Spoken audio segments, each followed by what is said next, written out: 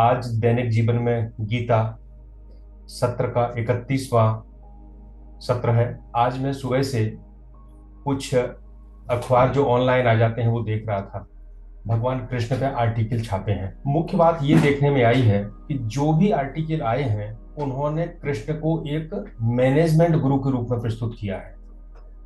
और आजकल ये चलन हो गया है कि कृष्ण के कर्मों से और गीता से मैनेजमेंट को सिद्ध करना। हम जब गीता का अध्ययन करते हैं तो हमें पता चलता है कि गीता केवल मैनेजमेंट तक सीमित नहीं है। अगर मैनेजमेंट तक गीता सीमित होती, प्रबंधन तक सीमित होती, जीवन के इसी जीवन के प्रबंधन तक, तो गीता ऐसा अमर ग्रंथ ना होता जो 5000 साल पहले भी वर्तमान था और आज भी वर्तमान है, जो काल से परे है। तो हमें गीता के अध्ययन में ये सावधानी रखना है कि हम गीता के उस तत्व तक पहुंचे जो मैनेजमेंट से परे है। मैनेजमेंट सिखाना भी बुरा नहीं है, लेकिन अगर हम केवल गीता को मैनेजमेंट तक सीमित कर दें तो फिर तो स्वेट मार्डन की लिखी हुई किताब में और गीता और कृष्ण की लिखी हुई गीता में अंतर क्या रह जाएगा? कुछ नहीं रहेगा। मैनेजमेंट जहां इस संसार में सफलता के तरीके बताता है, अपने लक्ष्य प्राप्ति के तरीके बताता है, और कहता है कि यदि लक्ष्य प्राप्त ना हो तो क्या करें, तो कहता है नया लक्ष्य तैयार करो और सारे जीवन को उसमें झोंक दो। लेकिन आप जानते हैं कि संसार में सभी को अपना तय किया हुआ लक्ष्य नहीं मिलता है। भारत की सिविल सर्विस परीक्षा में 13 लाख बच्चे बैठते हैं और 900 से 1000 बच्चे फाइनली सिलेक्ट होते हैं। अगर मैनेजमेंट के अनुसार सभी 13 लाख बच्चे अपना पूरा जीवन झोंक दें, 24 घंटे केवल लक्ष्य का ध्यान रखें कि मुझे सिविल सर्वेंट बनना है, मुझे आईएएस बनना है, तो क्या 13 लाख ही सिलेक्ट हो जाएंगे? कभी नहीं होंगे। होंगे तो केवल 1000। तो मैनेजमेंट इन 1000 बच्चों तक जाकर चुप हो जाता है।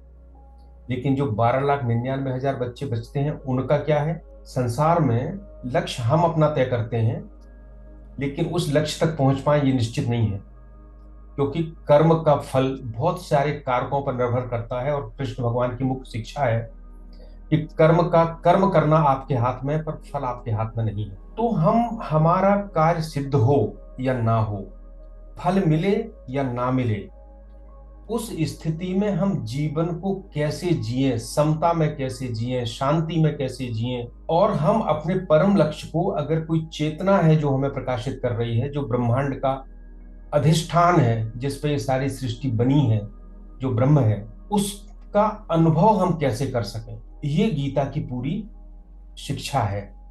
सो गीता पहले संसार में पुरुषार्थ के माध्यम से सफलता के लिए प्रेरित करती है।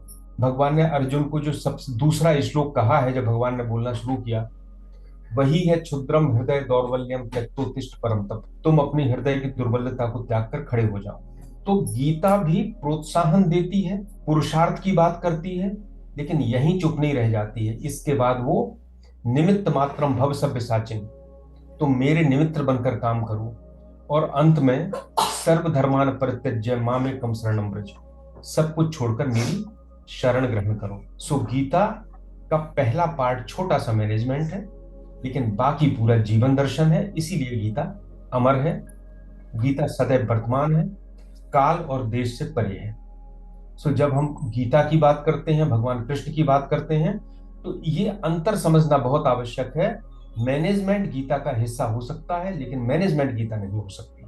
गीता उससे बहुत कुछ दूर है, परे है।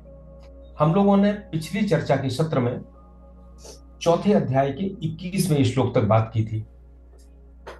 अभी जो श्लोक चल रहे हैं, कर्म योग के द्वारा जो योगी अकर्म की अवस्था को प्राप्त कर लेता है, यानी ऐसी अवस्था को प्राप्त करता है जब कर्म करता है लेकिन कर्म उसके बंधन नहीं होते, जब कर्म स्वमेव होते हैं, जब कर्म ईश्वर को समर्पित हो जाते हैं, जब कर्मों में से उसका स्वार्थ समाप्त हो जाता है, कर्मों के प्रति आसक्ति समाप्त हो जाती है, तो ऐसे कर्मयोगी को के लक्षण क्या होते हैं उसकी बात अभी चल रही है। तो हम 22वां श्लोक लेते हैं। यदृच्छालाभ संतुष्टो द्वंद्वातीतो विमत्सरः समः सिद्धा असिद्धौ च कृत्वापि न निबध्यते। भगवान कहते हैं कि जो यदृच्छा लाभ संतुष्ट है, यदृच्छा का मतलब होता है रैंडम, जो कुछ मिल गया उसमें संतुष्ट है। द्वंद्वातीतो, जो द्वंद्व से मुक्त है। द्वंद्व क्या होता है? जो जोड़ा होता है द्वंद्व, जैसे सुख दुख है, राग द्वेष है, अनुकूल प्रतिकूल है, उससे मुक्त है। विमत सराह, जो ईर्षा से रहित है, घृणा से रहित है। समः सिद्धाव असिद्धौ च, कर्म की चाहे सिद्धि हो या असिद्धि हो, मनचाहा फल मिले या ना मिले, ऐसा है।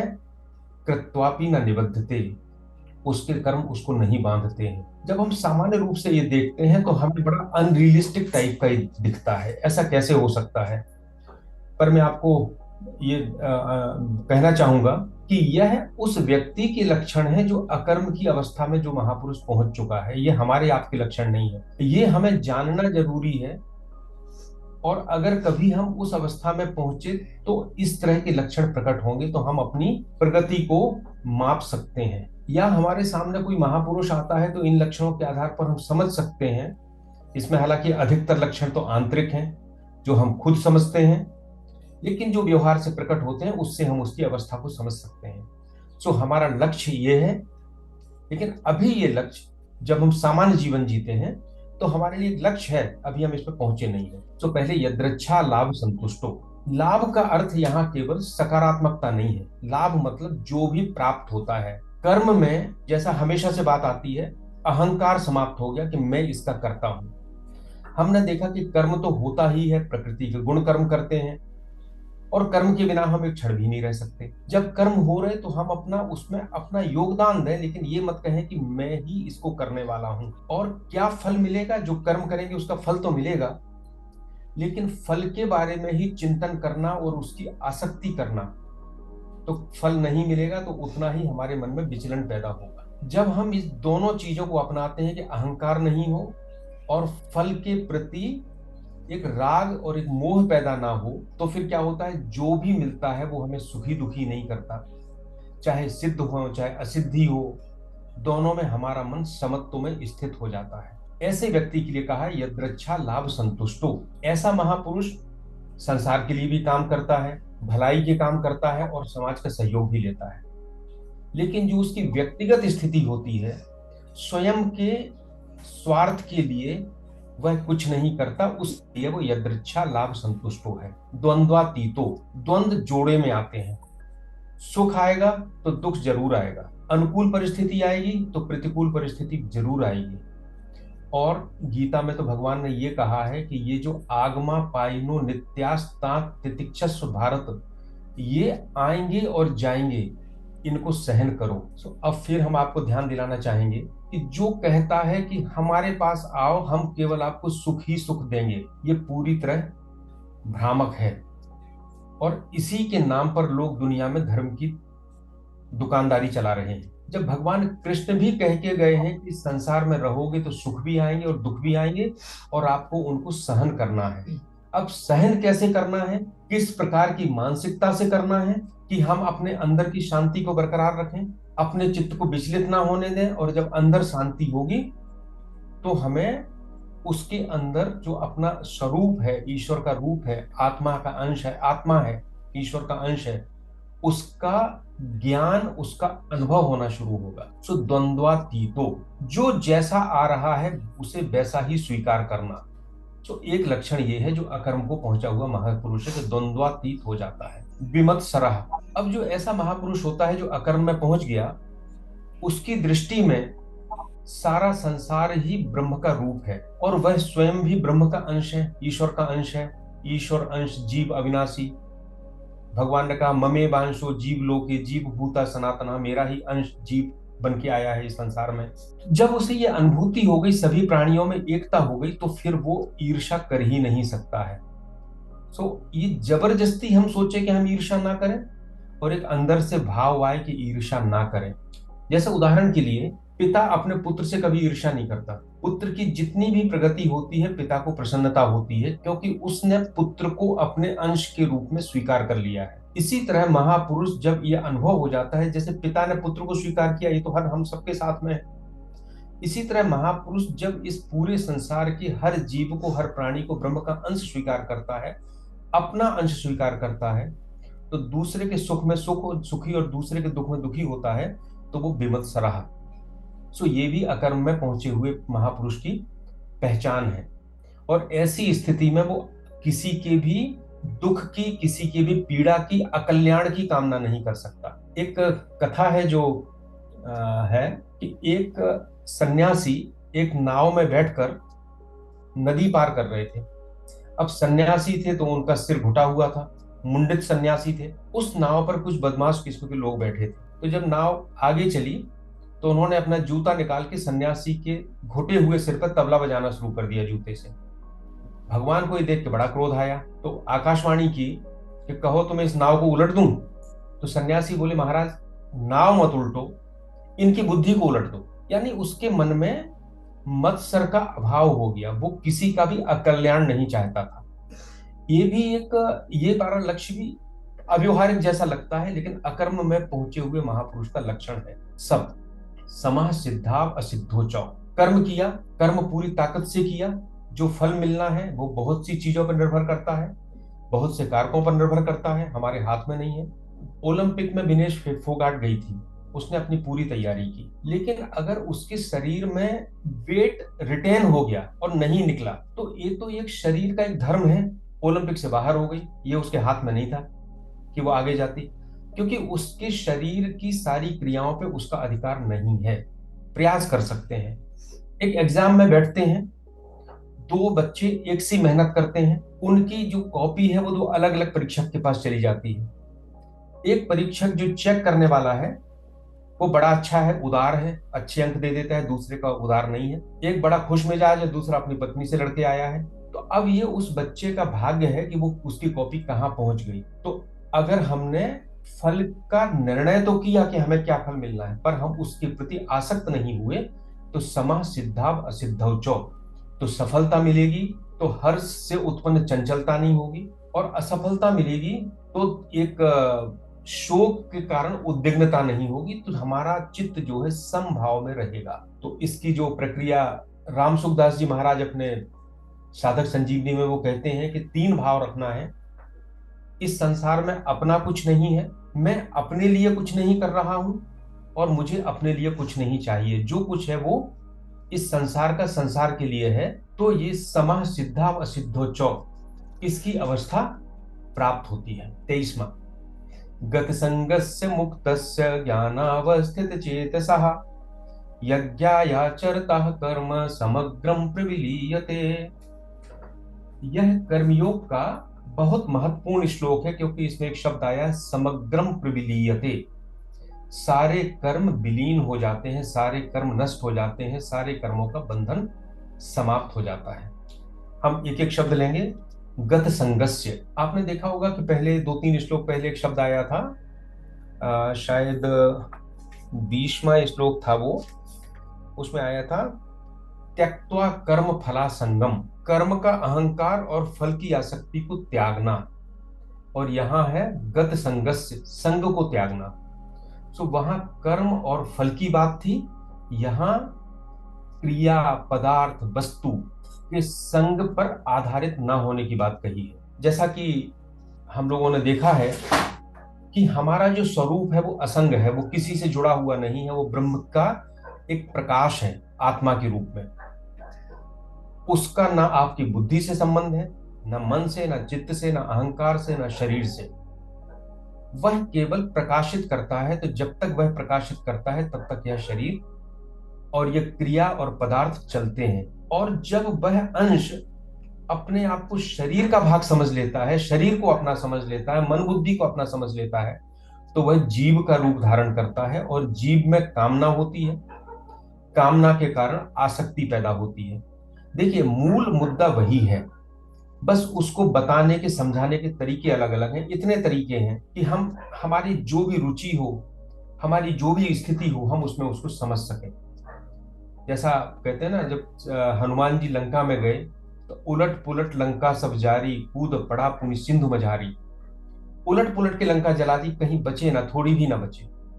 तो भगवान भी इस ज्ञान की अग्नि में हमको उलट पुलट के जला रहे हैं। तो गत संगस्य, तो जब हम सारी कामनाएं अपने लिए करते हैं तो संग पैदा होता है। और जब हम अपने शरीर का, अपनी बुद्धि का, अपने धन का दूसरों के लिए उपयोग करते हैं, अर्थात उसको संसार की ओर मोड़ देते हैं, अपने लिए नहीं होता तो हमारा उन चीजों से असंग शुरू हो जाता है, स्वरूप का ज्ञान होना शुरू हो जाता है। जैसे किसी ने एक अस्पताल बनाया और उसने उसके मन में ये है कि मैं इसके माध्यम से सेवा कर रहा हूं, मैं सेवक हूं, तो ये सेवक होने का अहंकार भी संग है। जब सेवक होना भी ना रहे, केवल सेवा रह जाए, तो वह गत संगस्य है। गत संगस्य मुक्तस्य। अब मुक्त क्या है? यही सब चीजें बंधन है जो हमने स्वयं बनाए हैं। और हमारी चेतना जब इतनी उठ जाती है कि जो तीन तरह के शरीर हैं, स्थूल है, सूक्ष्म है और कारण है, इससे ऊपर उठ जाती है, हम अपने स्वरूप को समझ जाते हैं कि इनसे हमारा संबंध नहीं है, तो हम मुक्त हो जाते हैं। जब तक हम किसी चीज से सुख प्राप्त करना चाहते हैं संसार से, तब तक बंधन है। एक उदाहरण लें, मैं कार के लिए ड्राइवर के ऊपर आधारित हूँ, तो ड्राइवर आएगा तो कार चलेगी, मैं कहीं जाऊंगा, नहीं आएगा तो नहीं चलेगी। लेकिन कार मैं खुद चलाने लगूं तो मैं ड्राइवर के ऊपर, मेरा आधार जो है समाप्त हो गया, मैं मुक्त हो गया। सो धीरे धीरे मुक्त होने की प्रक्रिया यही है, मुक्तस्य। और जब हम मुक्त होते हैं तो हमारा जीवन सरल हो जाता है। जैसे मैं अधिकारी हूं, तो हम लोग खूब मीटिंग लेते हैं। आप कभी भी अनुभव करिए कि अगर अधिकारी या कोई भी आपका बॉस आएगा और अपना आदेश बता देगा कि आपको ये करना है, उसका मैं सामने आ जाएगा कि मैंने ये कहा इसलिए तुमको ये करना है, तो सामने वाला कभी उस काम में अटैच नहीं हो पाएगा। और अगर गत संगत से मुक्त से उसने मैं को अलग कर दिया और उसने कहा भाई आप विचार दो, मेरा ये विचार है, आपका क्या विचार है, बाद में निर्णय वही होगा जो उसने सोचा था, लेकिन उसमें पूरी टीम उसके साथ इन्वॉल्व हो जाएगी। सो गत संगत से मुक्त से ज्ञानावस्थित चेतसः, ज्ञान में स्थित होना। ज्ञान क्या है? जब हम आध्यात्म की बात करते हैं तो ज्ञान यही है कि ये दो पृथक विभाग हैं। चेतन का विभाग अलग है और जड़ का विभाग अलग है। जड़ प्रकृति है, ये संसार है, मेरे सारे कर्म है वो इस संसार में हो रहे हैं, और जो चेतन स्वरूप है वो बिल्कुल अलग है। जब इस ज्ञान को हम हमेशा मन में याद रखते हैं हर काम में करते समय, तो ये होता है ज्ञानावस्थित चेतसा। और जब ज्ञान होता है तो कर्म सहज हो जाते हैं। जैसे एक चीज और देखिए, अभी हमने जितनी बातें आपसे की, यदृच्छा लाभ संतुष्टो, जो मिल जाए उसमें संतुष्ट रहना, द्वंद्व से अलग, सिद्धि और सिद्धि में एक सा, और भी बहुत सी बातें पहले की थी। तो एक प्रश्न उठता है कि जो जानवर होता है वो भी तो ऐसे ही रहता है, वो कौन सा अपना कर्म फल के लिए करता है? कुत्ता दौड़ता रहता है, जो मिल जाता है खा लेता है, संतुष्ट हो जाता है। किसी ने प्यार कर लिया तो भी ठीक है, किसी ने लठ मार दिया तो भी ठीक है, तो क्या वो विमत्सर हो गया? एक बच्चे को लें, एक छोटा सा बच्चा है, छोटे से बच्चे में कोई ईर्ष्या नहीं है, द्वेष नहीं है, जिसको देखता है उसको देख के मुस्कुरा लेता उठता है। उसको नहीं पता कि ये हमारी सेवा करने आया, मेरा किडनैप करने आया है, उसके लिए सब बराबर है। तो क्या वह भी वैसा ही है जैसा ये अकर्मी है, महापुरुष है? दोनों में क्या अंतर है? अंतर है। पशु जो ये कर्म कर रहा है वो उसकी सहज प्रवृत्ति है, उसको ज्ञान नहीं है। और बच्चा जो कर्म कर रहा है वो भी उसकी सहज प्रवृत्ति है, अभी वो बिल्कुल जो प्रकृति ने उसको दिया वैसा कर रहा है। लेकिन जैसे ही बच्चे में अहंकार पैदा होगा, मन पैदा होगा, बुद्धि पैदा होगी, वैसे वैसे ये सब चीजें दूर होती जाएंगी और वो ये कृत्रिम संसार में आ जाएगा। लेकिन जो कर्म योग के माध्यम से अकर्मी हुआ है, अकर्म में पहुंच गया है, उसके अंदर वो क्यों पहुंचा है? क्योंकि उसके अंदर ये ज्ञान है। और ज्ञान एक बार पैदा हो जाता है तो कभी नष्ट नहीं होता, जन्म जन्मांतरों तक ज्ञान लुप्त नहीं होता। इसलिए जो कर्म योग के माध्यम से अकर्म में पहुंचा हुआ है, ज्ञानावस्थित चेतसा है, वह एक गत संगत से भी हो गया और द्वंद्वातीत भी हो गया, यदृच्छा लाभ संतुष्ट भी हो गया। उसकी स्थिति ये हो गई और हमेशा के लिए हो गई, एक बार के लिए नहीं। कई बार हम भावनाओं के कारण किसी से प्रेम करते हैं तो उसके लिए निस्वार्थ हो जाते हैं, पर वो बहुत अस्थायी बात होती है, स्थायी नहीं होती। पर ज्ञान होने पर ये चीजें स्थायी हो जाती हैं और ये व्यक्ति निरपेक्ष नहीं होती, ये सारी सृष्टि के लिए, सबके लिए एक सी हो जाती है। यज्ञ या चरतः कर्म, यज्ञ के लिए कर्म करना, यज्ञ का कर्म के माध्यम से यज्ञ का आचरण करना। तो हमने पहले बात की थी कि कर्म को अकर्म में बदल देना, और दूसरा ये कहा था कि जो कर्म निस्वार्थ भाव से संसार की सेवा के लिए किया जाता है वो यज्ञ है। भगवान ने यज्ञ की बहुत विस्तृत समीक्षा की है। तीन चीजें हैं, कर्म अकर्म में बदल जाए, निस्वार्थ कर्म हो, और ईश्वर को अर्पण करने के लिए कर्म हो, तो वो यज्ञ हो जाता है। यज्ञ का अर्थ है लेना और देना। अगर हम केवल लेके बैठ जाएं तो यज्ञ नहीं हो सकता, यज्ञ में देना पड़ेगा, हमें मिलेगा। अगर वृक्ष अपने फल को खुद खाने लगे तो संसार नहीं चलेगा। और हमारा पूरा जीवन यज्ञ के विरुद्ध है, क्योंकि हम हर चीज केवल खुद के लिए चाहते हैं। तो यज्ञ आचरता कर्म, सो यज्ञ के लिए जो आचरण में कर्म होते हैं, समग्रम प्रविलीयते, सभी समाप्त हो जाते हैं, बंधन नहीं रहते। कैसे? हमने अपने लिए कर्म नहीं कर रहे, हम यज्ञार्थ कर रहे हैं, यज्ञ के लिए कर रहे हैं। जैसे उदाहरण के लिए एक टैक्सी ड्राइवर है, उसे एक सवारी मिली, तो वो सवारी को लेके सवारी की इच्छा के अनुसार गया। अब सवारी शराब की दुकान पर शराब पीने जाती है या मंदिर में पूजा करने जाती है, वह तो सवारी को छोड़ेगा, अपना पैसा लेगा और चल देगा। उसको इसका कोई पाप पुण्य नहीं मिलेगा, क्योंकि वह किसी दूसरे के लिए कर्म कर रहा है, खुद के लिए कर्म नहीं कर रहा है। सो इसी तरह जब हम यज्ञार्थ कर्म करते हैं, और यज्ञ का मतलब एक और होता है, जब हम विष्णु के सहस्त्र नाम पढ़ते हैं तो उसमें है ओम यज्ञाय नमः, भगवान का नाम भी यज्ञ है। तो जब हम ईश्वर के लिए कर्म करते हैं तो वह बंधन के कारण नहीं होते। एक और बात है कि इस संसार में हम जो चाहते हैं वो हमें प्रकृति देने का प्रयास करती है। तो जब हम फल चाहते हैं तो फल देती है, लेकिन जो चाहना बीच में आ गई तो फल आसक्ति बन जाता है और बंधन बन जाता है। लेकिन जब हम फल नहीं चाहते लेकिन कर्म करते हैं, तब भी फल मिलता है। फल तो मिलेगा ही कर्म का, उसका तो अटल नियम है।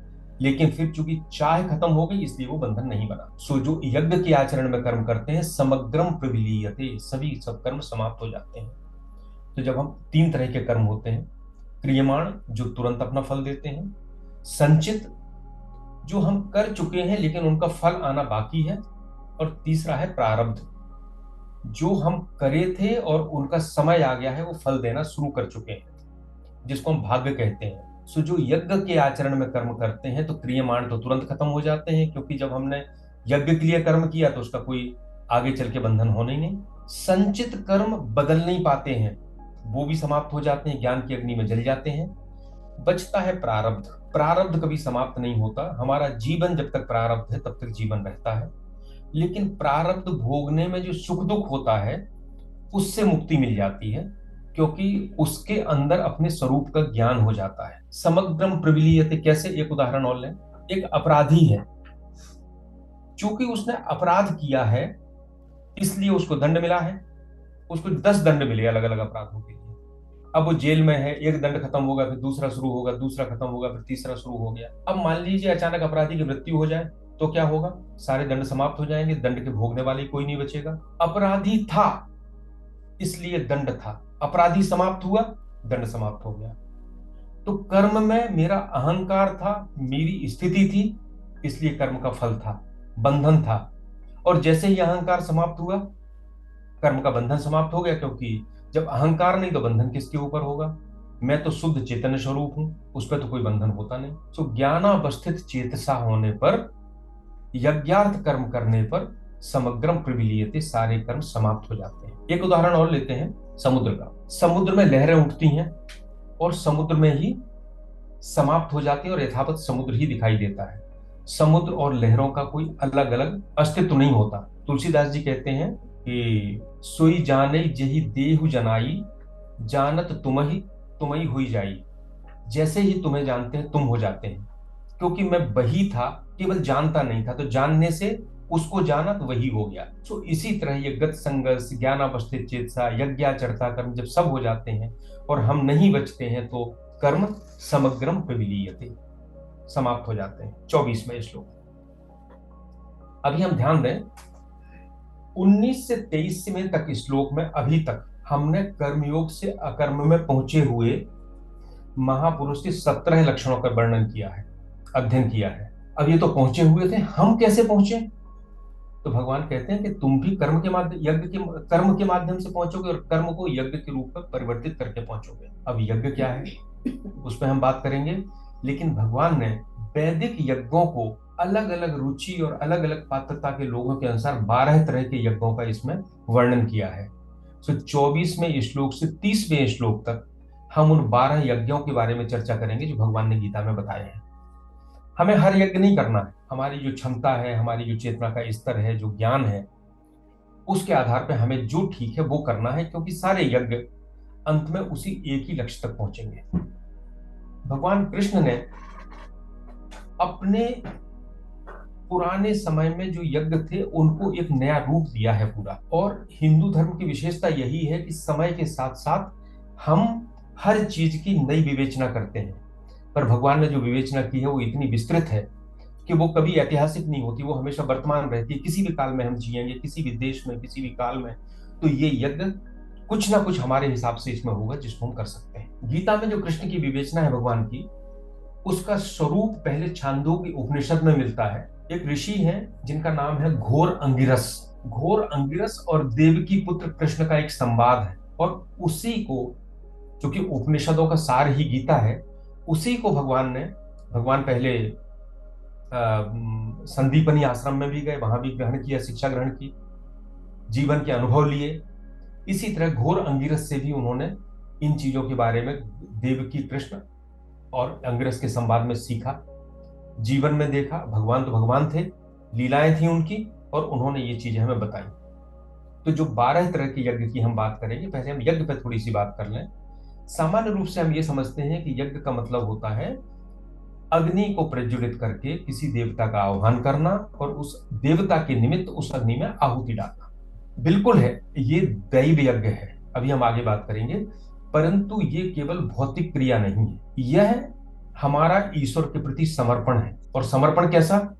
यज्ञ कब पूरा होता है? जब आहुति अग्नि में गिर के भस्म हो जाती। अग्नि में आहुति गिर के भस्म नहीं होती तो पंडित जी कहते हैं इसके ऊपर कपूर रख दो, इसमें अग्नि और लगा दो, प्रज्वलित कर दो, जो भस्म हो जाए, राख बन जाए। इसी तरह हमारे जो संसार के सारे साधन हैं कर्म करने के, जब उनको इतनी एकाग्रता से ईश्वर के लिए करते हैं, निस्वार्थ भाव से करते हैं कि वो साधन ही साध्य बन जाए, साधन ही लक्ष्य में परिवर्तित हो जाए, साधन ही लक्ष्य में भस्म हो जाए, तो यज्ञ हो जाता है। तो यज्ञ में सभी कर्म अकर्म में बदल जाते हैं। इसलिए गांधी जी कहा करते थे कि लक्ष्य अच्छा हो लेकिन साधन की भी उतनी ही पवित्रता होना चाहिए। तो ये बड़ा आध्यात्मिक रहस्य है कि हम चाहें कि अपवित्र साधन से पवित्र लक्ष्य प्राप्त कर लें, ये संभव नहीं है, क्योंकि अंत में साधन को ही लक्ष्य में परिवर्तित होना है। सो साधन अपवित्र होगा तो लक्ष्य भी अपवित्र होगा। थोड़ा सा इसमें कठिन लगता है, इसको एक प्रयोग से समझें, एक उदाहरण से समझें। कर्म का स्वरूप तो वही है, क्रिया तो वही है, बस उसका भाव बदल गया है, मानसिकता बदल गई है। जैसे स्वामी रामकृष्ण परमहंस कहते हैं, उनकी एक बड़ी प्रसिद्ध युक्ति है कि बादशाही अमल का सिक्का अंग्रेजी राज्य में नहीं चलता। जब रामकृष्ण परमहंस जी थे उस समय अंग्रेजों का राज्य था और बादशाह का राज्य समाप्त हो गया था। तो बादशाह का जो सिक्का था वो भी सोने का होता था, और नई सरकार में भी कुछ सोने के सिक्के चलते होंगे। दोनों के अंदर ही सोना था, दोनों के अंदर ही आधार एक था, लेकिन उसकी बाजार की कीमत देखी जाए तो बादशाही सिक्के को कोई ले जाता तो कहता नहीं हम इसको बाजार में नहीं चलाएंगे, गला के सोना दे दो, वो अलग बात है। तो एक कर्म वही है जो बादशाही अमल में था और जो अंग्रेजों के राज्य में था, लेकिन उसके ऊपर की छाप बदल गई, उसके ऊपर की सील सिक्का बदल गया, तो वो सिक्का बदल गया। सो एक कर्म है, और कर्म की जब छाप बदल जाती है उसके ऊपर तो उसका स्वरूप बदल जाता है, वो कर्म से अकर्म हो जाता है, कर्म से यज्ञ हो जाता है, और बंधन से बंधन का नष्ट करने वाला हो जाता है। तो भगवान श्री कृष्ण ने अनेक यज्ञ बताए हैं, लेकिन यज्ञ में एक चीज और हमें याद कर ध्यान रखना है, जब हम इन 12 यज्ञों की बात करेंगे, यज्ञ 2 तरह के होते हैं। एक सकाम यज्ञ होते हैं और एक निष्काम यज्ञ होते हैं। सकाम यज्ञ क्या होता है?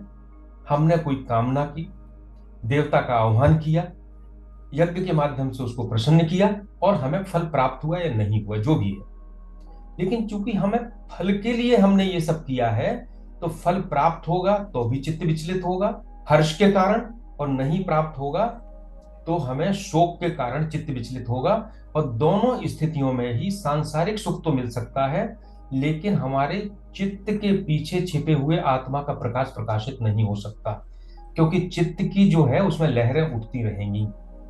दूसरा यज्ञ होता है जो निष्काम है, जिसे हम अपना कर्तव्य समझ के करते हैं, ईश्वर की प्रसन्नता के लिए करते हैं, अपने को अलग करके दूसरे के हित के लिए करते हैं। तो ये यज्ञ जो है निष्काम यज्ञ है, और यह चित्त शुद्धि देता है। और चित्त शुद्धि, शुद्ध चित्त में ही आत्मा का प्रकाश होता है, और जो ज्ञान है, यह जो प्रकाश है, इसे भगवान ने सबसे ऊपर के स्तर पर रखा है। तो अब जिन 12 यज्ञों का वर्णन करने वाले हैं, ये सारे यज्ञ निष्काम यज्ञ हैं। इन यज्ञों को हम सकाम तरीके से भी कर सकते हैं, पर फिर वो इस लक्ष्य में नहीं पहुंचेंगे। अब जो श्लोक आ रहा है 24वां, ये वेदांत का सार कह सकते हैं हम इसको।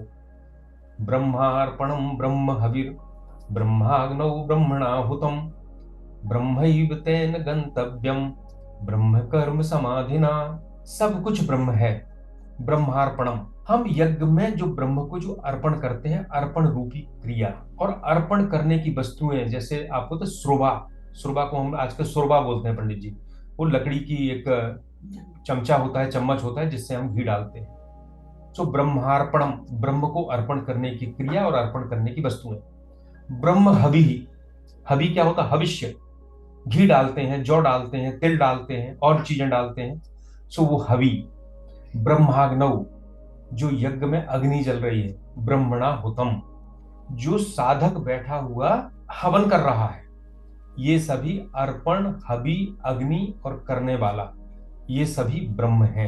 कुछ भी ब्रह्म से अलग नहीं है। जब हम ऐसा भाव रखते हैं और इस तरह से यज्ञ करते हैं, तो ब्रह्मैव ते गंतव्यम ब्रह्म कर्म समाधिना, तो उसके मन में ब्रह्म के अलावा कुछ नहीं बचता है। सब कर्म उसको ब्रह्म दिखते हैं, सारी वस्तुएं ब्रह्म दिखती हैं, सारे साधन ब्रह्म दिखते हैं। और जब सारे साधन ब्रह्म होंगे, तो उसका लक्ष्य भी ब्रह्म हो जाएगा, क्योंकि साधन ही आगे जाके लक्ष्य में बदलते हैं। और साधन में जब सभी साधन ब्रह्म है, उनमें सम ब्रह्म भाव है, तो सिद्धि में भी ब्रह्म है। सो ब्रह्म कर्म समाधिना, भगवान ने गीता में कर्म की सिद्धि के 5 कारक बताए हैं। जब हम 18वें अध्याय में जाएंगे तो हम इसको देखेंगे। अधिष्ठानम तथा कर्ता कर्णम च पृथक विधम द्विविधाश्च पृथक चेष्टा दैवम चैवात्र पंचमम। अधिष्ठान, कर्ता, करण, चेष्टा और दैव, बस वही चीज जो है यहाँ पे अर्पण, हवि, अग्नि और करने वाले सब में कहा। इन सब में जो एक ही ब्रह्म भाव से देखता है, उसके लिए उसका कर्म ब्रह्म का प्रकटीकरण का माध्यम हो जाता है, आनंद का माध्यम हो जाता है। सो आनंद बाहर नहीं खोजा जाता है, वो कर्म के अंदर से आता है।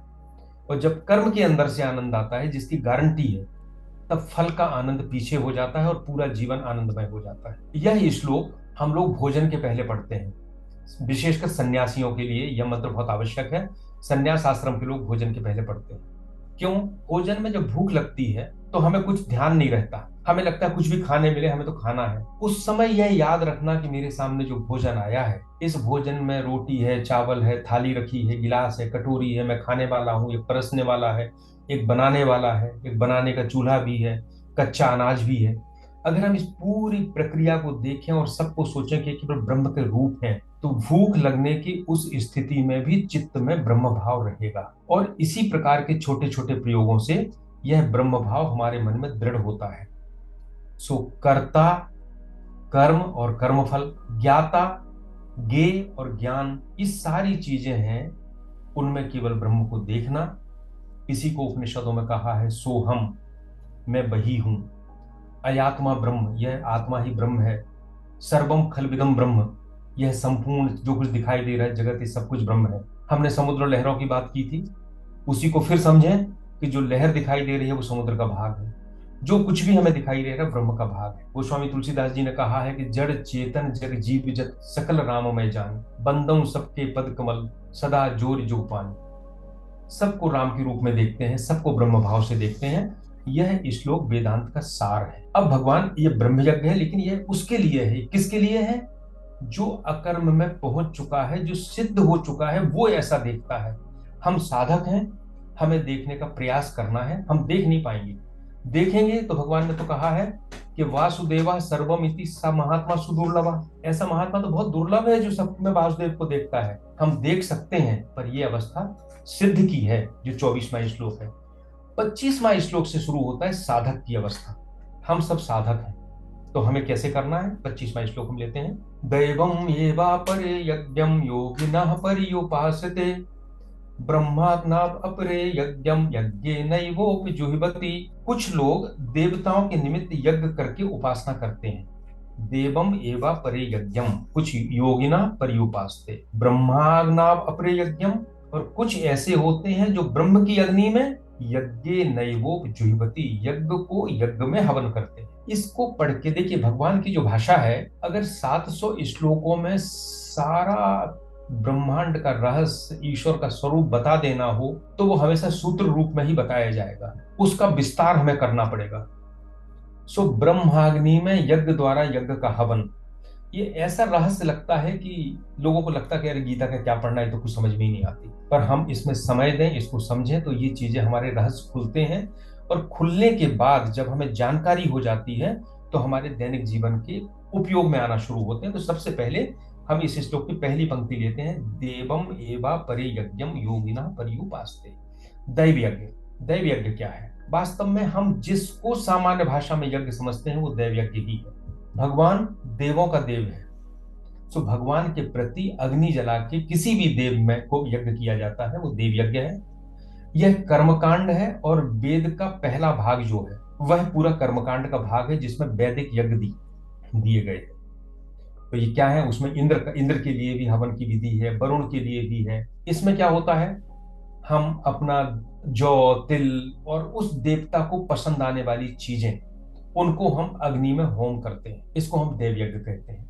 और एक और इसका अर्थ लिया जाता है, वो लिया जाता है कि जो पदार्थ और क्रिया मेरी नहीं है, संसार की है, उसको भगवान को अर्पण करना भी देव यज्ञ कहते हैं भक्ति मार्ग में। और ये उनके लिए है जो हमारे जैसे संसारी हैं, जो प्रकृति की सारी शक्तियों में भगवान का रूप देखते हैं, भगवान की प्रार्थना करते हैं।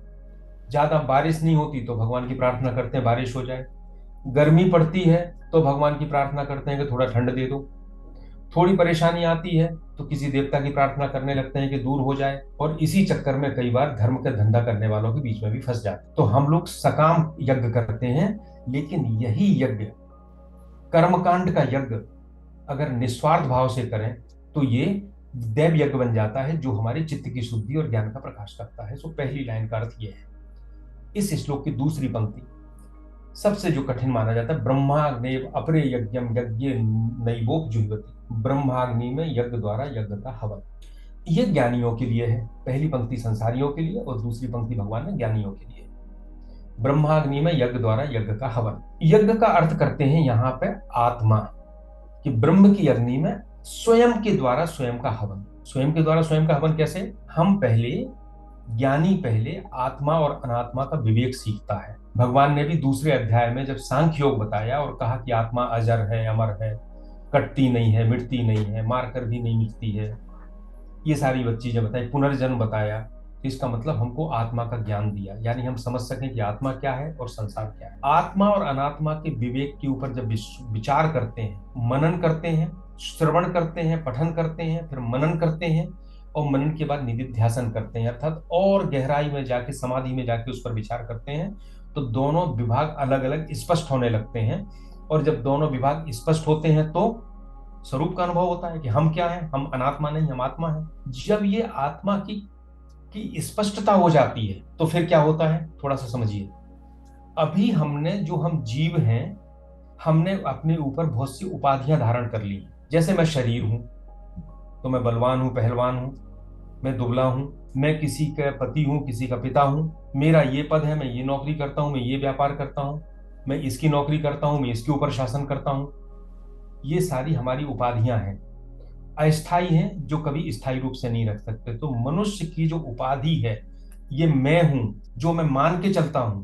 जब आत्मा और अनात्मा का विवेक हो जाता है तो फिर मुझे पता चलता नहीं, ये उपाधि नहीं है, मैं इससे अलग हूं। और जब मैं अपने आप को अलग समझता हूं तो मुझे पता चलता है कि जो मैं हूं वही तो ब्रह्म है। ब्रह्म भी उपाधि रहित है, मैं भी उपाधि रहित हूं। तो इस विचार के द्वारा उपाधि युक्त से उपाधि रहित हो जाना, अपने आप को जो उपाधि युक्त था उसको ब्रह्म में हवन करके उपाधि रहित हो जाना और अपने आप को ब्रह्म समझ लेना। ब्रह्म की अग्नि में अपने एक उपाधि वाले रूप को हवन कर देना। और हवन करने के बाद, जैसे कि हवन करने के बाद हव्य सामग्री अग्नि का रूप हो जाती है, इसी तरह अपनी उपाधियों को हटा देने के बाद ब्रह्म का रूप हो जाना, जीवात्मा का परमात्मा हो जाना। बस यही है यज्ञ में, ब्रह्म की अग्नि में यज्ञ के द्वारा यज्ञ करना, यज्ञ का हवन करना। सो ये सन्यासियों के लिए है, ज्ञानियों के लिए है।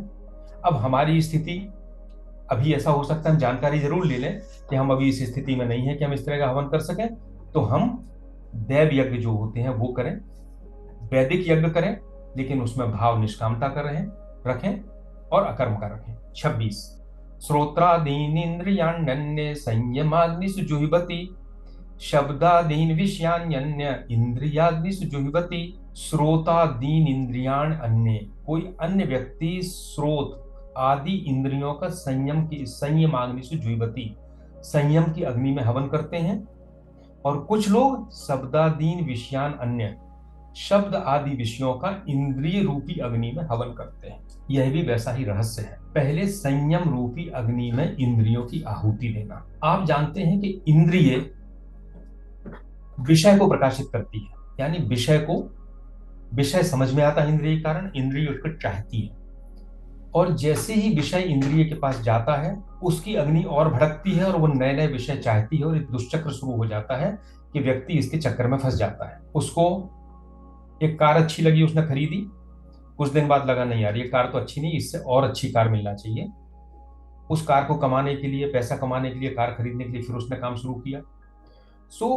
संसार में जो भी विषय का सुख इंद्रियों को मिलता है, वो कभी उसको संतुष्ट नहीं करता। उसकी संतुष्टि बहुत अस्थायी होती है। उसके बाद वो दुगनी तेजी के साथ भड़क के उससे बड़े सुख को, संसार को प्राप्त करना चाहती है। तो इसका तरीका क्या है? तरीका यह है कि जो विषय की संवेदना है, क्या हम उसे इंद्रिय के द्वार पर रोक सकते हैं? इंद्रिय तक जाए ही ना विषय की संवेदना, क्या हम इतना इंद्रिय का संयम कर सकते हैं? ये साधना श्रोतादीन इंद्रियाण्य संयमाग्निषु जुह्वति, इंद्रिय को संयम की अग्नि में हवन कर देना, यानी हमें इंद्रियों को विषयों की तरफ आकर्षित नहीं होने देना। कैसे होगा? पहला तो एकांत हो, एकांत की साधना है ये। और दूसरा यह है कि इंद्रिय तो कहीं ना कहीं जाएगी, मानसिक रूप से कहीं ना कहीं विचलन होगा, तो इंद्रिय को अपने ध्येय के ऊपर निरंतर लगा देना। जैसे ईश्वर है तो ईश्वर के बारे में निरंतर चिंतन करना, निरंतर उसकी लीलाओं का वर्णन करना, भजन करना। इंद्रिय अगर एक ध्येय पे लग जाएगी तो ध्येय के साथ एक हो जाती है। इंद्रियां सामान्य रूप से बहिर्मुखी हैं। कोई इंद्रिय ऐसी जो अंदर देखती हो, आंखें बाहर देखती हैं, कानों के शब्द बाहर से आते हैं, जीव का स्वाद बाहर से आता है, त्वचा का स्पर्श बाहर से आता है, और आंख में रूप भी बाहर से आता है। तो अंदर से तो कुछ आता नहीं। तो सारी इंद्रियां बहिर्मुखी हैं।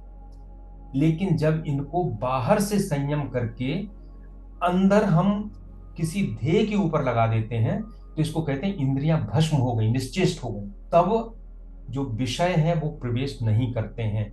सो इंद्रियों के प्रवेश द्वार पर ही विषयों को रोक देना, इंद्रियों का संयम कर देना, ये है श्रोत्रादीन इंद्रियाण्य संयमाग्निषु जुह्वति। ये एक प्रक्रिया है। दूसरी प्रक्रिया है, जैसा मैंने कहा 12 तरह की यज्ञ हैं, ये भी एक यज्ञ हो गया अगर ऐसा करते हैं तो। अगला यज्ञ है शब्दादीन विषयान अन्य इंद्रियाग्निषु जुह्वति। अब अभी तो हमने इंद्रियों को संयम से रोका था, अब वो कहते नहीं, अगर व्यवहार में रहोगे तो विषय तो सामने आएंगे। मैं घर में बैठा हूं तो सामने से बहुत सी चीजें निकलेंगी, सड़क पे जाएंगे तो बहुत से लोग मिलेंगे, शब्द भी आएंगे, रूप भी आएगा, स्पर्श भी आएगा, रस भी आएगा, गंध भी आएगी। फिर क्या करें? कहते मन इतना संयमित हो कि ये विषय इंद्रियों में आए लेकिन इंद्रियों को प्रभावित ना करें। सो पहले हमने इंद्रियों के द्वार पे विषय को रोक दिया था, अब हमने मन के स्तर पर विषय को रोका। तो शब्द आदि तो 5 विषय होते हैं, ये समझिए आपके हवि हैं जिनका हम हवन कर रहे हैं। 5 विषय ये चले आ रहे हैं, हमें रूप दिख रहे हैं, गंध आ रही है, सब आ रहा है। लेकिन इंद्रिय को ऐसा बना लें कि उसमें आए और उसमें कोई विकार उत्पन्न ना हो। तो वो क्या हुआ? विषय उसमें भस्म हो गए। सो विषय क्या हुए? हविष्य हुए, जिसको हम डाल रहे हैं। और इंद्रिय वो अग्नि हुई जिसमें जाने पर विकार नहीं होता। जैसे हम अग्नि में अगर हम हविष्य डालते हैं तो क्या अग्नि में विकार पैदा होता है? नहीं, अग्नि उस हविष्य को अग्नि रूप बना देती है। तो विषय जब इंद्रिय में जाए तो उसमें विकार पैदा ना हो और वो नष्ट हो जाए। ये है शब्दादीन विषयान अन्य इंद्रियाग्निषु जुह्वति। अब हवन की सामग्री हम हमेशा शुद्ध रखते हैं, हवन हम कभी अशुद्ध सामग्री से तो करते नहीं। तो हमारे जो विषय है वो भी निषिद्ध नहीं होना चाहिए। हम जो विषय आ रहा है वो भी शास्त्र सम्मत होना चाहिए। तो शास्त्रों ने, चूंकि इंद्रिय विषय को प्यार करती है, प्रेम करती है, और आप देखेंगे कि 3 चीजों के लिए प्रयास नहीं करना पड़ता किसी को। दूसरे की चीज प्राप्त करने की इच्छा अपने आप हो जाती है। व्यभिचार के लिए प्रयास नहीं करना पड़ता, मांस खाने के लिए प्रयास नहीं करना पड़ता, और मदिरा पीने के लिए प्रयास नहीं करना पड़ता। तीनों स्वाभाविक इच्छा होती है। तो भगवान ने इसके माध्यम से एक संयम की बात की है। कैसे? शास्त्रों ने इसका किया है कि हम कैसे विषयों को इंद्रियों में ले जाके हवन कर दें। तो उन्होंने एक विवाह पद्धति बनाई, शास्त्रों में वर्णन किया गया, ताकि आपकी काम वासना जो चारों तरफ फैली हुई है वो सिमट के एक जगह आ जाए, उसका नियमन हो जाए, समाज का नियंत्रण रहे, आपका नियंत्रण रहे। और शास्त्रों में तो पति पत्नी के संबंधों को भी यज्ञ का रूप दिया गया है। यानी इतने और ये वर्जनीय विषय नहीं है। शंकराचार्य जी ने अपने भाष्य में भी इसके बारे में बात की है। तो हर चीज यज्ञ है। तो यज्ञ तो विवाह पद्धति के माध्यम से एक यज्ञ है, जिसको जो हमारी अनियंत्रित वासना थी उसको नियंत्रित किया गया है। शास्त्र कहते हैं तुम इंद्रियों से विषयों को एक साथ दूर नहीं कर सकते, इसलिए धीरे धीरे चरणबद्ध रूप से आगे बढ़ो। पहले विवाह करो, फिर वानप्रस्थ में जाओ, फिर संन्यास में जाओ। इसी तरह से कई बार बड़ी आलोचना होती है कि वैदिक यज्ञों में हिंसा बताई गई है, मांस खाना बताया गया है और सोमरस पीना बताया गया है। लेकिन इसका दूसरा पहलू देखिए, उन्होंने कहा कि तुम हमेशा मदिरा पीते रहते हो, तो इसको यज्ञ तक सीमित कर दिया कि यज्ञ में पियोगे। यज्ञ में उन्होंने छूट दे दी छोटी सी। कई तरह के यज्ञ हैं ऐसे जिसका वेदों में वर्णन है। इसी तरह से पशु हत्या की भी दे दी, भाई तुम हमेशा अनियंत्रित रूप से मांस भक्षण मत करो। परंतु लक्ष्य शराब पिलाना, मांस भक्षण कराना यज्ञों का नहीं है। अलग अलग श्रेणी की यज्ञ है। तो निचले स्तर के व्यक्ति के लिए उन्होंने कुछ मर्यादाएं बांध दी। भक्ति मार्ग ये कहते हैं, तो ये मर्यादाएं इसलिए बांध दी ताकि हमारे जो वासनाएं अनियंत्रित हैं वो सीमित हो सके, मर्यादित हो सके। और एक और मर्यादा बांधी, निषिद्ध कर्म तो हमें करना नहीं है, लेकिन जो शास्त्रोक्त कर्म है वो भी निषिद्ध समय में नहीं करना है। तो पति पत्नी भी अगर परिवार में रहते हैं तो उनके बीच के संबंध भी निषिद्ध समय में नहीं हो सकते, उनके लिए भी समय नियत किया गया। अगर सुबह का समय भजन पूजन के लिए है तो वही सबसे अच्छा है, शाम का समय आमोद प्रमोद के लिए है तो वही सबसे अच्छा है, दिन का समय अपनी जीविका उपार्जन के लिए है तो वही सबसे अच्छा है। शास्त्रों ने मर्यादाएं बांधी ताकि जो हम चाहते हैं कि इंद्रियों का संयम में हवन हो और विषयों का इंद्रियों में हवन हो, इस तरह की प्रक्रिया बना के उसमें हवन करने का स्वाभाविक दे दिया। हमें क्या करना है, हमें केवल शास्त्र की बात को मान के निष्काम भाव से अगर वो हम यज्ञ करते हैं तो हम इसी लक्ष्य पे पहुंचते हैं। ये दो यज्ञ हैं और इससे आत्मशुद्धि और आत्मशुद्धि के बाद ज्ञान का उदय। भक्ति मार्गी जो लोग होते हैं वो कैसे रोकते हैं विषयों को, वो सब कुछ भगवान का प्रसाद मानते हैं। वो अगर रूप मानते हैं तो उसमें भगवान को देखते हैं, वो भोजन देखते हैं तो उसको भगवान का प्रसाद मानते हैं, वो गंध लेते हैं तो मानते हैं कि भगवान के ऊपर चढ़े हुए पुष्प की गंध है।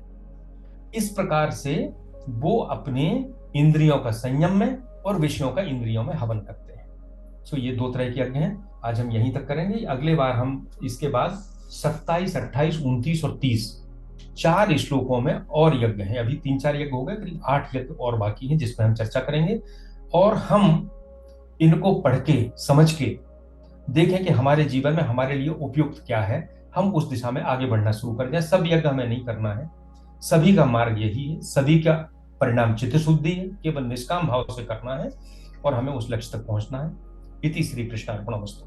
नमस्कार। ये जो अभी लास्ट में आपने बताया, अपने लिए जो उपयुक्त है उसको चुन के भी आप उसका अनुसरण कर सकते हैं। तो मतलब यही मैं समझा कि 12 में से कोई एक भी करेंगे तो सफिशिएंट है क्या? यस, ये जानना चाह रहा था। बिल्कुल सही, सर सही है, क्योंकि भगवान ने अलग अलग लोगों की रुचि, उनके चेतना के स्तर के आधार पर अलग अलग विधियां दी हैं।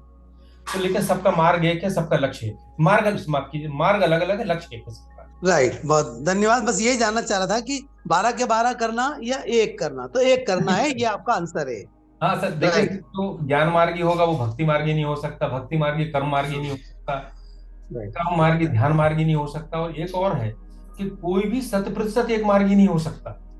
दूसरों का अंश तो रहता है लेकिन मुख्यतः हम कोई एक मार्ग ही अपना सकते हैं। ठीक, धन्यवाद धन्यवाद सर। आज यज्ञ की जो आपने व्याख्या की है वो बड़ी अद्भुत है। अभी तक हम यज्ञ को सिर्फ सुरवा और घी और वही जो अग्निकुंड में किया जाता था उस तरह से समझते थे, लेकिन आज आपने जिस तरह से यज्ञ को परिभाषित किया और आपने यानी काम को भी यज्ञ बता दिया, वो बहुत दिल को छुआ सर। उस बात को इतना अच्छा लगा हो। मैं ये जानना चाह रहा हूँ सर, आपने एक बात अभी कही है कि किसी भी व्यक्ति को किसी एक मार्ग से ही जाना पड़ता है, भक्ति मार्ग हो या ज्ञान मार्ग हो या जो भी कर्म मार्ग। लेकिन मेरा ऐसा छोटा सा अनुभव मुझे महसूस होता है सर प्रतिदिन जीवन में, कि हम कभी भी किसी एक मार्ग से पूर्णता को प्राप्त नहीं कर सकते। हम ज्ञान मार्गी हैं तो हमें भक्ति के सहारे की आवश्यकता है, अगर हम भक्ति मार्गी हैं तो हमें ध्यान की आवश्यकता है, और अगर हम ध्यान करने बैठते हैं तो भी हमें कभी कभी ऐसी अनुभूति होती है कि हमारे ऊपर ईश्वर की कृपा नहीं होगी तो हम ध्यान भी नहीं कर सकेंगे। तो ये तीनों मार्ग मुझे लगता है सर एक दूसरे से जुड़े हुए हैं, लेकिन मैं बहुत ज्यादा इस बारे में नहीं जानता, इसलिए आपका मार्गदर्शन चाहता हूँ। देखिए, दूसरे अध्याय में जब भगवान सांख्य योग और कर्मयोग की बात करते हैं तो भगवान कहते हैं एकम अप स्थिता सम्यक उभयोर विन्दते फलम। किसी एक में भी अच्छी तरह से स्थित हो जाए तो वो दोनों का फल प्राप्त करता है। यानी सभी मार्गों का फल तो अंत में एक सा ही होता है। अब इसमें क्या है, थोड़ा थोड़ा लोगों में विवाद है। जैसे शंकराचार्य जी के भाष्य में शंकराचार्य जी कहते हैं कि कर्म मार्ग केवल चित्त शुद्धि के बाद ज्ञान देता है और आगे का रास्ता ज्ञान के माध्यम से होता है। और एक और कहते हैं कि शुद्ध ज्ञान, शुद्ध प्रेम और शुद्ध भक्ति एक ही चीज है, दोनों तीनों में कोई अंतर नहीं है। अब दूसरे लोग ये करते हैं, जो कर्म मार्गी महात्मा हैं, वो कहते हैं कि नहीं, कर्म अकेला ही लक्ष्य तक ले जा सकता है। सो इसमें अलग अलग भाष्यों में अलग अलग, मतलब छोटे मोटे व्यक्ति नहीं, श्रीमद शंकराचार्य जी, रामानुजाचार्य जी, मध्वाचार्य जी, निम्बकाचार्य जी, जो प्रमाणिक टीकाएं हैं, इसमें विरोध है। क्यों है? क्योंकि कोई द्वैत मानता है, कोई अद्वैत मानता है, कोई विशिष्टाद्वैत मानता है, थोड़ा थोड़ा। अब हमें अपना अनुभव करना है कि हमें क्या लगता है। तो दूसरी बात एक और है कि कोई भी मार्ग विशुद्ध नहीं है। जैसे मेरा एक रूप नहीं हो सकता, मेरे बहुत से रूप हैं, अधिकारी भी हूं तो परिवार में भी हूं तो समाज में भी हूं। इसी तरह से हम खाना खाते हैं तो ऐसा नहीं हो सकता है केवल हम रोटी रोटी खाएं, लेकिन हाँ, ये हो सकता है कि मध्य प्रदेश का व्यक्ति रोटी ज्यादा खाता है, चावल कम खाता है, बंगाल का चावल ज्यादा खाता है, रोटी कम खाता है। सो सारे जो जो मार्ग हैं, किसी भी एक मार्ग पे चलेंगे पेट भरेगा, पर दूसरे मार्गों का सहयोग रहेगा, और वह मार्ग अंत तक पहुंचेगा या नहीं, या वह मार्ग दूसरे मार्ग को पकड़ के आगे जाएगा, इसके बारे में अलग अलग टीकाओं में अलग अलग तरह के भाष्य किए गए हैं। थोड़ा थोड़ा अंतर है इसमें सब में, लेकिन हम किसी प्योर एक मार्ग को पकड़ के नहीं चल सकते हैं। लेकिन जो मार्ग मुख्य मार्ग होगा वही हमारा मार्ग माना जाएगा, यही इसका विवेचन हो सकता है। और भगवान के शब्दों में तो एकम अपस्थिता सम्यक उभयोर वंदिते फलम, किसी एक में भी स्थित हो जाओगे तो दोनों के फल मिलेंगे। और जब आगे चलते हैं तो फिर भगवान ज्ञान मार्ग की प्रशंसा करते हैं, ज्ञान को सबसे ऊपर बताते हैं, लेकिन उसका अर्थ ये नहीं है कि दूसरों को कम बताते हैं। तो ये अपने अपने अनुभव पे है, आपका अनुभव है तो वो आपके लिए बिल्कुल सही है। धन्यवाद सर, बहुत धन्यवाद सर। हेलो जी, राधे राधे। राधे राधे। मैं नितिन खरे छतरपुर से। नमस्ते भाई साहब। नमस्ते नमस्ते नितिन। हाँ, मैं ये कह रहा था कि मैं आज का तो आपका बहुत हमेशा की तरह प्रेरणादायक ही रहता है और आज भी रहा, और मैं कभी चूकता नहीं हूँ, और इस वजह से मैं जल्दी उठ भी जाता हूँ, ये भी कारण है। नहीं तो ये समय बहुत अच्छा है। कल हम एक दोस्त से चर्चा कर रहे थे तो दोस्त बोला कि भगवान राम 12 कलाओं से थे, चंद्र श्री कृष्ण जी 16 कलाओं से थे। ये तुम बता सकते हो कि कलाएं क्या हैं, ये ऐसा क्यों है? तो मैंने छोटा सा आंसर ही दे पाया था कि वो सूर्यवंशी थे, वो चंद्रवंशी थे, तो शायद इसलिए। इसके अलावा भी कुछ हो सकता है क्या? देखो, भगवान के जो अवतार होते हैं वो उस समय की परिस्थिति जो होती है, जो जरूरत होती है, उतना उतना अंश लेके भगवान अपना अवतार देते हैं। मत्स्य अवतार हुआ तो उसमें तो कोई कलाएं नहीं थी। कूर्म अवतार हुआ, वामन अवतार हुआ, कृष्ण अवतार हुआ, परशुराम का भी अवतार हुआ, उनको भी अवतार मानते हैं। तो भगवान उतने अंश को सामने लाते हैं जितने अंश की उस समय आवश्यकता होती है संसार के लिए। भगवान तो सर्वसमर्थ हैं, तो राम के समय जितनी आवश्यकता थी, समाज की जो जरूरत थी, यदा यदा ही धर्मस्य ग्लानिर्भवति भारत अभ्युत्थानम अधर्मस्य तदात्मानं सृजाम्यहम्, जब जब धर्म की हानि होती है उसको उत्थान करने के लिए आते हैं। तो धर्म की जितनी हानि होगी, जितने उपकरण लगेंगे, उतने उपकरण लेके भगवान आएंगे। उसमें चंद्रवंश और सूर्यवंश से क्या लेना देना? ये तो माध्यम है कि उन्होंने अपना अवतार कहाँ लिया, कहाँ प्रकट हुआ। तो ये समय की आवश्यकता होती है। अब मेरी चेतना का जो स्तर है और मैं ये यज्ञ करता हूं, तो मेरे अंदर ईश्वर का जो आविर्भाव होगा वो जैसा होगा, वो आपके अंदर जो आविर्भाव होगा उससे पृथक होता होगा। हो सकता है मेरे अंदर 16 कलाओं का हो, क्योंकि मुझे ज्यादा चीजों को मारना है, आपके अंदर 12 कलाओं का हो। किसी हम्म, को पद अवतार से ही काम चल जाए, किसी को कृष्ण अवतार की जरूरत पड़े। तो जी, इसमें चंद्रवंश और सूर्यवंश का कोई लेना देना नहीं। ये तो धर्म का हानि होने पे उत्थान के लिए जो आवश्यकता होती है, भगवान उतना देते हैं। अच्छा, ठीक, धन्यवाद। नितिन जी, मैं थोड़ा सा एक just not for the knowledge से जो ओम प्रकाश जी ने बोला, बहुत ही अच्छे से बात कही। एक भीष्म जी और कृष्ण का, भीष्म पितामह और कृष्ण का संवाद आता है इस मामले में। और भीष्म पितामह कहते हैं कृष्ण जी से कि मैं तो सोचा था कि आप राम ही हैं और आप पूरी पूरी मर्यादाओं का पालन करेंगे, लेकिन आपने तो इस महाभारत के युद्ध में सब कुछ खत्म कर दिया।